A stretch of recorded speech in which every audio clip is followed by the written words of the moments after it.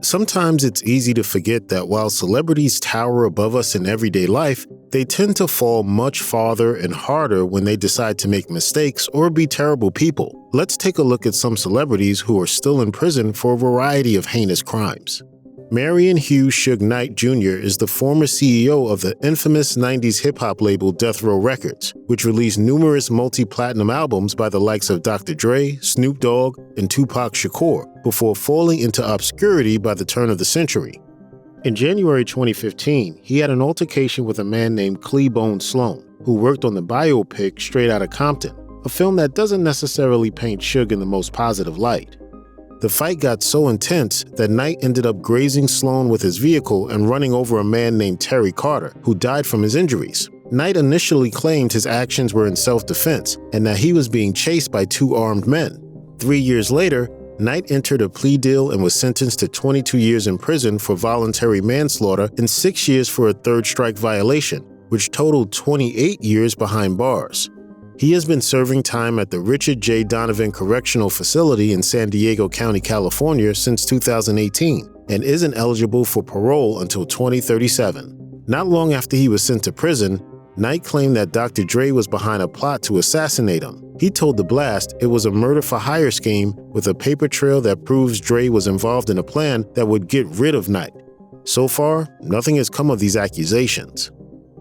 Film mogul Harvey Weinstein is in prison based on the allegations of just two people, Miriam Haley and Jessica Mann, even though a total of 87 women spoke out about the sexual abuse they experienced at his hands over the years. According to Biography, Weinstein was arrested in New York and charged with rape, committing a criminal sex act, sexual abuse, and sexual misconduct in 2018. Investigators in California and London were also targeting the producer for sex crimes. Before he went to trial, Weinstein posted $1 million bail and was ordered to wear an ankle monitor. He was later indicted on charges of rape in the first and third degrees, a first-degree criminal sexual act, and other felony sex charges. The entire time, Weinstein refuted the charges and claimed that the victims were willing participants.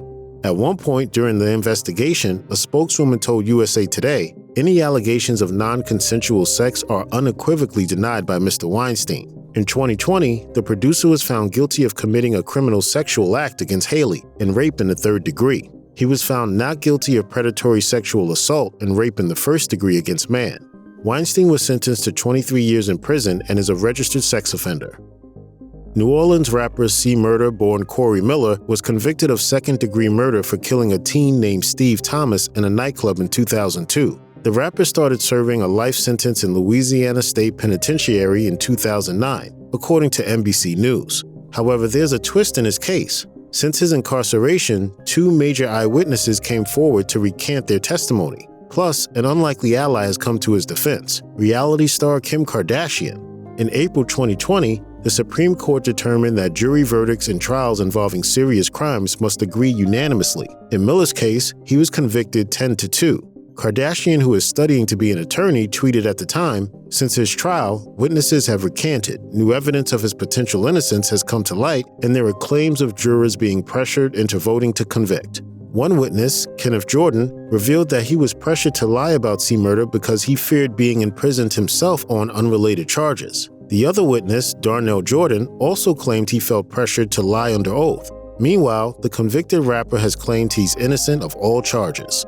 They got me for a second-degree murder, something I didn't do. Michael Jace, who you may know for the television police drama The Shield, shot his wife in front of their two children in their Los Angeles home in 2014. According to CNN, he was sentenced to 40 years in prison for the murder. The motive for the killing appeared to be jealousy. His wife, April Jace, wanted a divorce, and the 53-year-old actor was convinced she was dating another man. After committing the murder on May 19, 2014, he called the police and his father-in-law and admitted to the crime. Jace had a history of violent behavior. A friend of his first wife revealed in a sworn statement during a 2005 custody case that he had choked and hit his first wife and slammed her against the wall. Jace's acting career spanned 2 decades, including a role as basketball legend Michael Jordan in the made-for-TV movie Michael Jordan, An American Hero. In 2013, Actress Shannon Richardson, whose big claim to fame was playing multiple zombies on The Walking Dead, pleaded guilty to developing, producing, possessing, and transferring a toxin with the intent to use it as a weapon, according to the Texarkana Gazette. She mailed threatening, poison-laced letters to then President Barack Obama and 2 other people. Richardson bought supplies for the plot using a credit card and account under her husband's name, and she made the poison ricin using castor beans in the home she shared with her husband and 4 children. She was also pregnant while making the concoction. 1 or 2 grains of salt would be the equivalent size of the amount of ricin that could be lethal to a human being if a person ingests or inhales it. She mailed the letters to Obama, New York Mayor Michael Bloomberg, and a man named Michael Glaze, who was employed by Mayors Against Illegal Guns. The FBI collected and examined all of the correspondence. Richardson wrote about gun control in the letters and tried to set up her husband for the crime by planting evidence in his car and lunchbox. Despite her attempt to frame him, she was arrested in 2013 and eventually given an 18-year sentence. Richardson is serving time in a federal prison in Fort Worth, Texas, and could be released in 2029. She is not eligible for parole. Nathaniel Glover, aka Kid Creole, is a founding member of hip-hop group Grandmaster Flash and the Furious Five, and he is currently being held at the Vernon C. Bain Correctional Center in the Bronx. He has been there since 2017, but is yet to go to trial according to the source. Glover, 61, was arrested and charged with murder in the 2nd degree after stabbing a man named John Jolly in the chest. Glover and Jolly, a registered sex offender, had an altercation in Midtown Manhattan.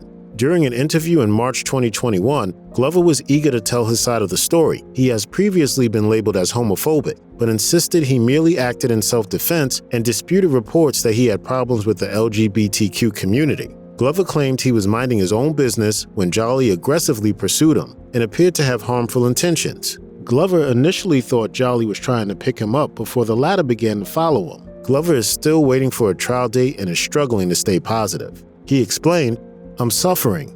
I'm locked in a room 24 hours a day, 7 days a week, day in, day out, not knowing what my fate is going to be because my case is dragging on.